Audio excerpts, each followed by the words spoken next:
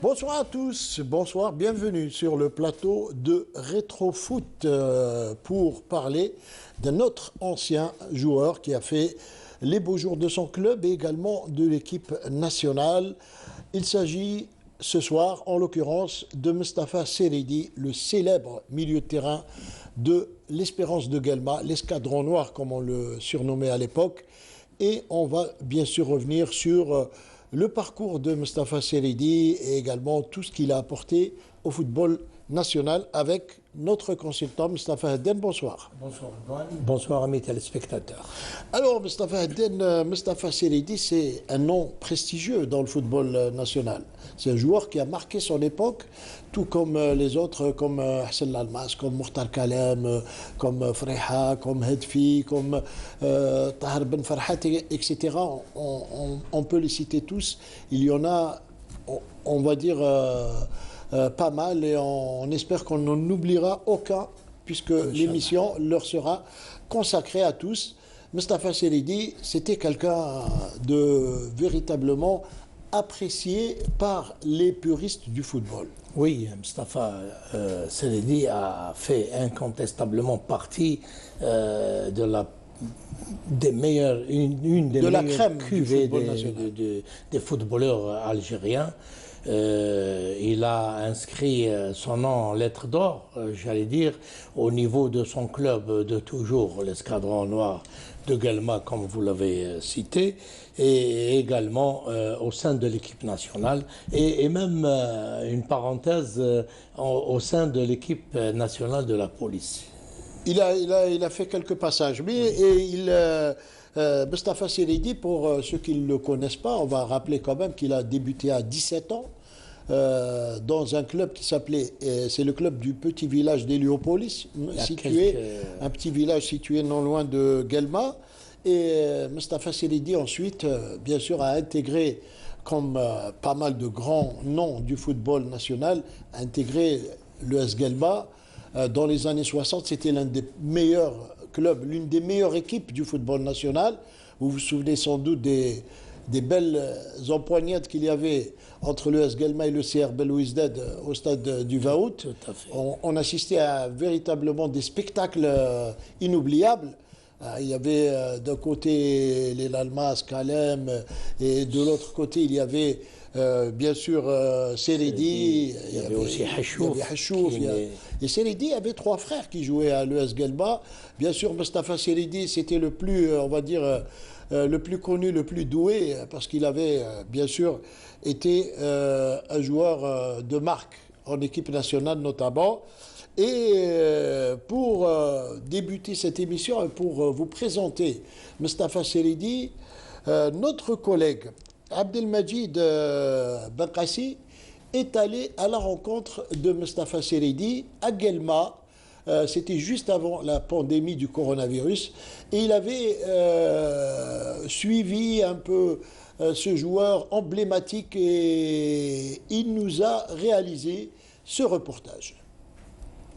Lui qui portait alors le numéro 6 lors de ce match historique entre l'équipe nationale algérienne de football et le club fétiche de Pelé, le FC Santos, n'est autre que Mustapha Seridi, que nous avons retrouvé plus de 50 ans après chez lui à Guelma. Il nous raconte cet épisode de sa longue carrière de footballeur avec son club de toujours, l'Espérance de Guelma, et de cet échange de maillots avec le roi du football, le Brésilien Edson Arantes do Nascimento. En 69. 69 في واحد Ahora. عمارة Saïd Amara. C'était une autre nana. Et la veille, il est massa. Et tu sais comment jouer avec le Brésil. Qui dit le Brésil, il dit Pelé. Qui dit Pelé, dit Brésil. Ce qui tu vas le marquer. Vous allez le marquer. Voilà. Tête de la sentinelle. Voilà. J'ai pas souhaité يقولها لي, j'ai pas souhaité يقولها لي. يخلعني. Surtout à Blanc. Tu vois. خفت يرمي لك petit pont. Les joueurs meilleurs du monde de tous les temps. قلت لك تروحي. À moi de jouer. Vous l'avez muselé.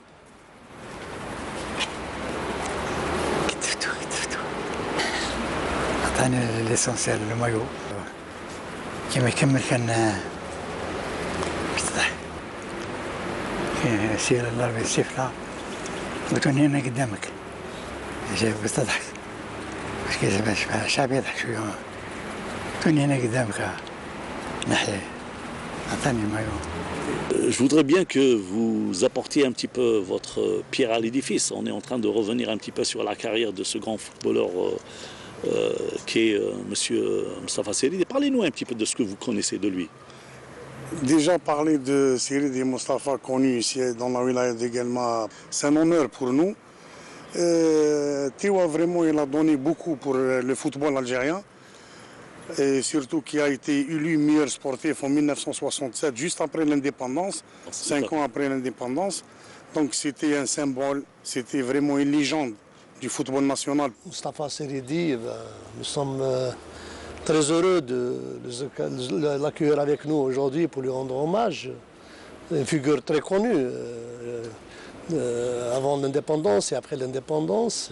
Jusqu'à présent, il nous accompagne à plusieurs occasions.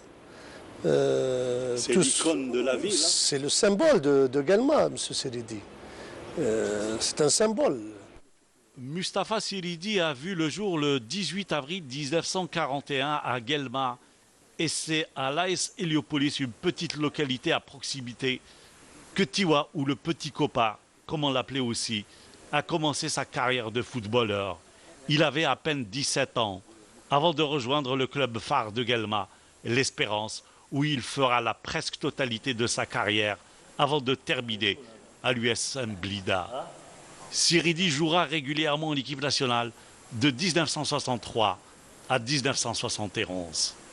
Donc si on parle de Tiwa, Seydi Moustapha, c'est un homme humain, c'est un homme sage, c'est un homme complet quoi, et sportif. Très populaire aussi. Très populaire aussi, tout le monde connaît Tiwa. Tous les hommages. Ça c'est sûr, et en plus que nous sommes ici dans la ville, dans ce cadre-là, donc on peut que dire...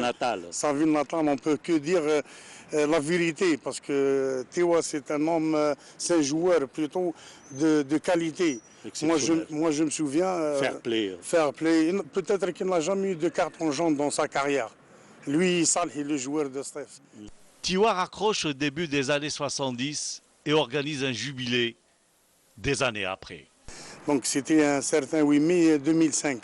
Il a rassemblé tous les ex-internationaux tels que Kalem, Lalmas, Allah yarhamou, Atoui, Ammar, les anciens joueurs des années 60-70. J'ai eu la chance d'être dans la préparation de son jubilé et pendant son jubilé, moi j'ai envoyé une invitation à Pelé à São Paulo pour qu'il assiste à son jubilé. Et malheureusement, il a répondu à notre invitation par le biais de l'ambassadeur du Brésil en Algérie que Pelé avait d'autres, parce qu'il était un membre à la FIFA à l'époque-là, et je crois qu'il était ministre du sport au Brésil. Tout à fait. Sacré Tiwa, comme on l'appelle communément à Guelma, ce sobriquet qui colle à la peau de Moustapha Seydi depuis des lustres. C'est une autre histoire. Il le porte depuis un certain voyage en Afrique avec les Verts de l'équipe nationale. Je vous remercie pour nous avoir accordé cet entretien avec Saha pour Merci beaucoup. Merci à Abdelmajid Benkassi pour nous avoir fait rencontrer Moustapha Seydi. Tiwa, c'est le surnom qu'on lui avait collé. Et il avait justement, Tiwa, c'était lors d'un déplacement en Éthiopie, c'était la Coupe d'Afrique des Nations. Les joueurs, pour plaisanter avec lui, l'avaient surnommé ainsi, puis c'est resté.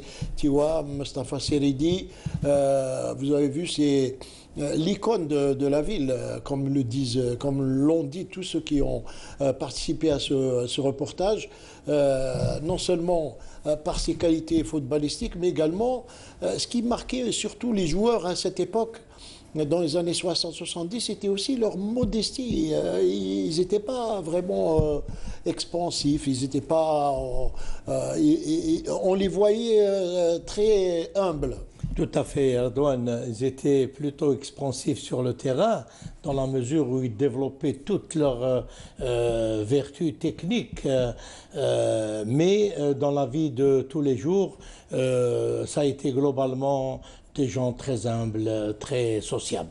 Alors justement, un ami de Mustapha Seridi, qui est en principe avec nous en direct au téléphone, un de ses meilleurs amis jusqu'à aujourd'hui, ça a été Mokhtar Kalem, un grand joueur également, qui a participé à ce match Algérie-Santos.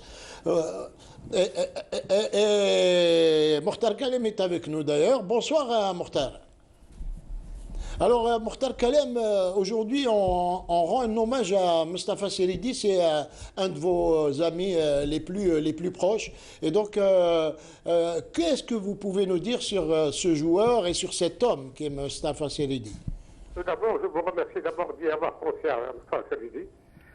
Mustapha Seridi, c'était une icône du football algérien. D'abord, c'est un charmant garçon, un garçon lucide, un garçon très réservé.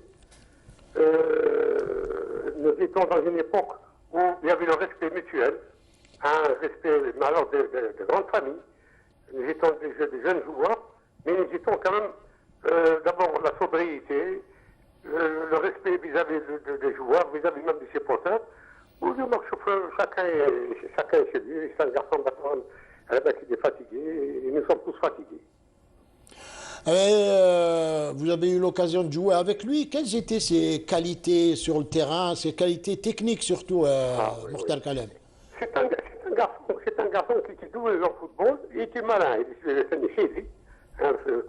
Si vous vous rappelez le match Brésil-Santos, c'est à l'équipe nationale Santos. Et bon, avec moi, je prends le moyen de Pelé. Bon,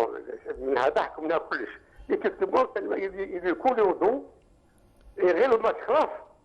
Vous voyez, c'est le but. Mais peut-être que c'était une période où il n'y avait pas, avec le Hajj de Makanch, il y avait le respect d'autrui. Nous étions une famille, On était beaucoup plus ensemble qu'en famille. Donc, il y avait le respect avec. Et un dernier mot également, Mokhtar Kalem, sur les matchs qui se déroulaient au stade du 20 août, le stade municipal à l'époque. CRB ES Guelma, ça aussi c'était un morceau d'anthologie du football national. Ah, oui, là vous me rappelez ce match-là. Je me souviens, j'avais marqué un but à peu près du centre.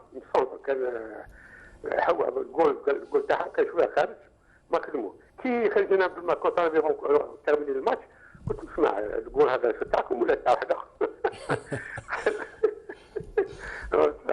Mais entre nous, il y avait une ambiance, il y avait une symbiose.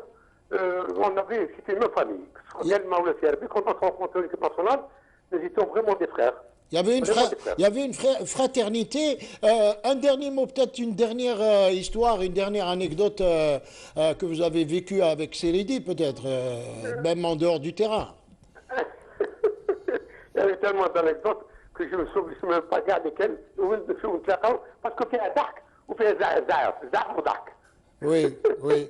Ben, merci en tout cas, Mokhtar Kalem, merci pour votre témoignage. On vous retrouvera sûrement dans cette émission Rétrofoot parce que vous également, vous avez marqué l'histoire du football national. Merci infiniment, Mokhtar Kalem. Je vous en prie, je vous en prie. Merci, merci. Alors, Mustapha Hadden, tout ce qu'a dit Mokhtar Kalem, c'est la stricte vérité. Et puis vous également, vous avez connu, vous avez vu jouer également Mustapha Seridi, vous étiez joueur au CRB à l'époque également. Ses qualités, c'était d'abord un très bon récupérateur. C'est pour ça qu'on l'a mis comme sentinelle derrière Pelé, il ne l'a pas lâché d'une semelle. Hein. D'ailleurs, dans ce match Algérie-Santos, Pelé n'a pas fait grand-chose, on va le dire. Bon, il a eu quelques balles, mais il était tellement marqué de près par Seredi qu'on ne l'a pas beaucoup vu par rapport aux autres joueurs. J'allais dire, pour Mostafa Seredi, Mokhtar Kalem certainement approuvera, c'est la marque de fabrique de Mostafa Seredi dans le marquage. Parce que Mostafa Seredi, de mon point de vue, d'abord sur le plan physique, c'était un garçon très très véloce et extrêmement endurant. Vous le voyez tourner pendant toute la durée du match. Et il analysait le jeu de l'adversaire et il avait cette qualité d'anticipation pour déposséder l'adversaire du ballon. Et il le faisait proprement. Il le faisait très proprement parce qu'il n'arrêtait pas de lire il avait une bonne lecture du jeu. Une bonne lecture du jeu de l'adversaire. Et dans la relance aussi, il était très bon. Et après, un enchaînement technique après ça, c'est-à-dire qu'il subtilisait le ballon de façon, avec une grande finesse, le ballon de l'adversaire, et l'éliminait. Comme a dit Mokhtar Kalem, il était malin dans le jeu. Très, très malin, très malin. Très malin. Même dans la vie, j'ai eu l'occasion de l'approcher dans la vie de tous les jours. C'est un bonhomme qui vous parle des bribes de mots.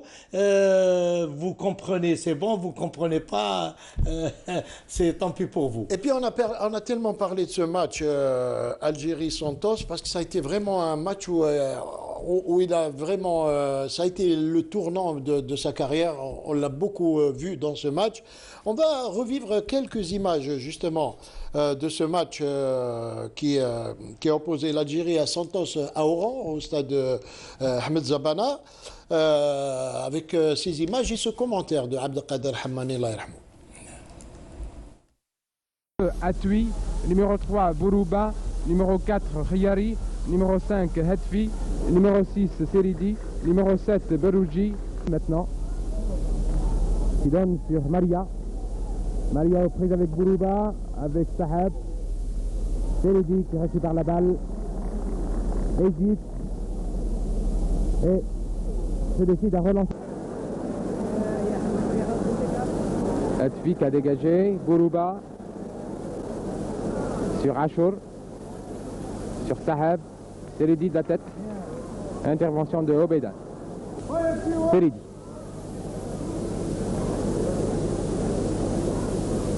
Sur Khiyari. Premier corner au bénéfice de Santos. Et c'est Manuel Pelé. Attaqué par Seridi.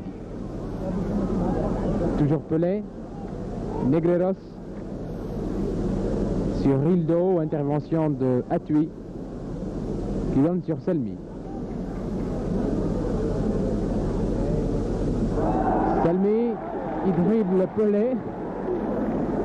Seridi en ce moment. Kalem. Qui lance Kalem. C'est exactement ce que vous aviez dit. Bon dans la récupération et il était beaucoup plus offensif aussi quand il jouait à l'ES Guelma. Tout à fait. Il jouait un ou deux crans au-dessus. Tout à fait. Par rapport à l'équipe nationale où, bien sûr, il y avait de la concurrence devant, il y avait Selmi en numéro 8, il y avait d'autres joueurs. Mais à l'ES également, comme vous dites, Ardouane, c'était la rampe de lancement. Il était plus avancé dans le poste et dans le jeu qu'en équipe nationale. C'était véritablement une rampe de lancement pour les attaquants et notamment son camarade Hachouf, avant-centre de grand talent également. Et c'était un joueur très très malin, très subtil. Au niveau de l'équipe nationale, nous disions dans la récupération, dans l'anticipation, et puis un enchaînement technique, c'est-à-dire il éliminait son adversaire, il lui prenait le ballon, il l'éliminait et il enchaînait les actions offensives avec orientation du jeu, puisqu'il est aussi capable de grands renversements de jeu.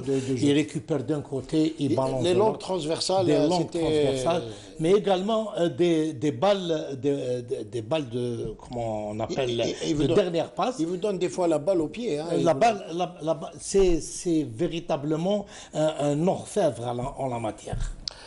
Voilà, puis on va revenir sur un fait qui a fait rire beaucoup de monde, c'est la fameuse histoire du maillot de Pelé.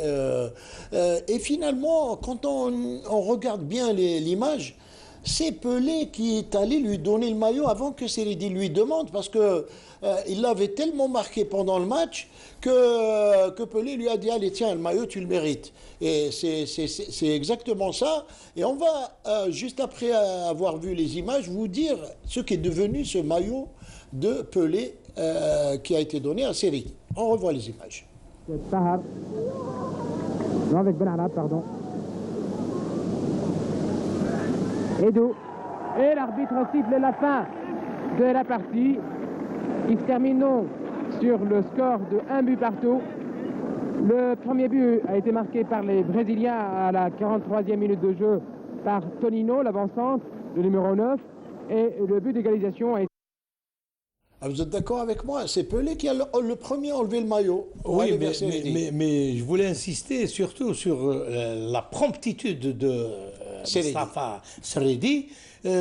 Pour vous dire que c'est un état d'esprit chez lui. Un garçon qui est toujours très alerte dans le jeu et instantanément au sifflet final, même si Pelé a fait peut-être le geste, mais instantanément lui, il n'a pas tergiversé, tout de suite il a enlevé à son tour le maillot et il lui a donné en échange de celui de Pelé.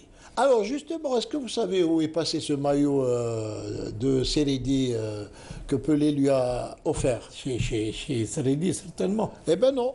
Eh bien non, puisque vous voyez déjà, on a une marque de générosité, de modestie de la part de... un autre joueur n'aurait jamais offert ce maillot à qui que ce soit. Et de quel maillot il s'agit? Pelé. Eh bien, d'après les informations que nous avons eues, Mostafa Seydi a offert le maillot à Moussa Saïb, un autre grand du football national, dont on parlera certainement. Moussa Saïb, grand joueur de la JS Kabylie, également de la JOCR. Et il a joué en Angleterre également, et voilà, et de l'équipe nationale.